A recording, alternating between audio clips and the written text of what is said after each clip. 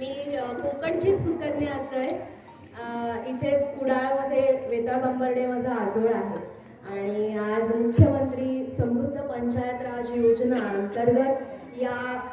उपक्रमात मला इथे सहभागी होता आलं आणि अणावसारख्या सुंदर गावात मला येता आलं याचा मला खरंच खूप आनंद होतोय. आणि या योजनेअंतर्गत थँक्यू. या योजनेअंतर्गत तुम्ही सगळ्यांनी जे काही उपक्रम राबवलेत आत्ताच सरपंचांनी सांगितलं तर खरंच खूप आनंद वाटला मला आणि